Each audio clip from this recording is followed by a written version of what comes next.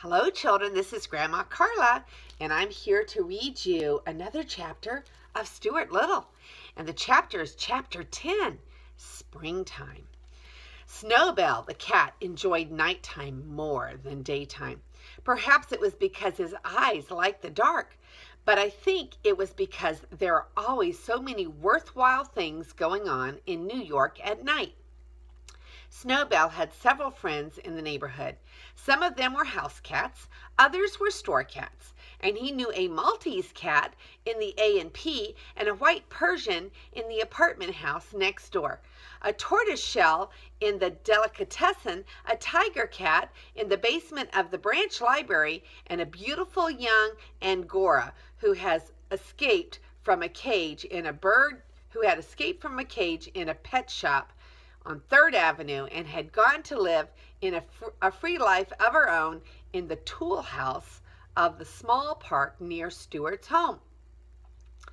One fine spring evening, Snowbell had been calling on the Angora in the park. He started home late, and it was such a lovely night that she said she would walk along with him to keep him company.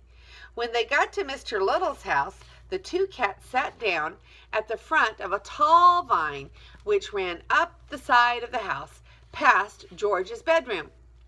This vine was useful to Snowbell because he could climb it at night and crawl into the house through George's open window. Snowbell began telling his friend about Margalo and Stuart. "Goodness," said the Angora cat. "You mean to say you live in the same house with a bird and a mouse, and you don't do anything about it?" "That's the situation," replied Snowbell. "But what can I do about it? Please remember that Stuart is a member of the family, and the bird is a permanent guest, like myself." "Well," said Snowbell's friend, "all I can say is you've got more self-control than I have." "Doubtless," said Snowbell. "However, I sometimes think I've got too much self-control for my own good. I've been terribly nervous and upset lately, and I think it's because I'm always holding myself in." The cats' voices grew louder, and they talked so loudly that they never heard a slight rustling in the vine a few feet above their heads. It was a gray pigeon who had been asleep there and who had awakened at the sound of cats and begun to listen. "This sounds like an interesting conversation," said the pigeon to himself.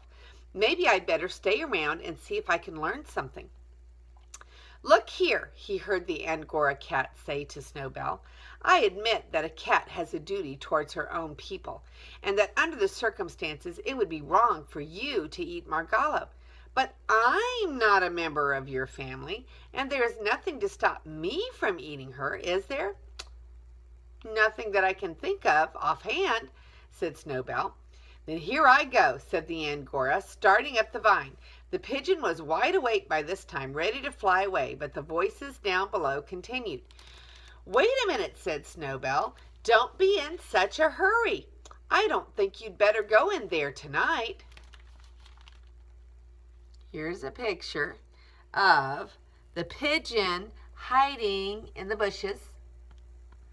And here's a picture of Snowbell and his friend having a chat about eating mice and birds. "I don't think you better go in there tonight." "Why not?" asked the other cat. "Well, for one thing, you're not supposed to enter our house. It's unlawful entry, and you may get into trouble." "I won't get into any trouble," said the Angora. "Please wait till tomorrow night," said Snowbell firmly. "Mr. and Mrs. Little will be going out tomorrow night, and you won't be taking such a risk. It's for your own good I'm suggesting this." "Oh, all right," agreed the Angora. "I guess I can wait. But tell me where I'll find the bird after I do get in." "That's simple," said Snowbell. "Climb this vine, enter George's room through the open window, then go downstairs and you'll find the bird asleep in the Boston fern on the bookcase." "Easy enough," said the Angora, licking her chops. "I'm obliged to you, sir." There's a picture of little Margalo.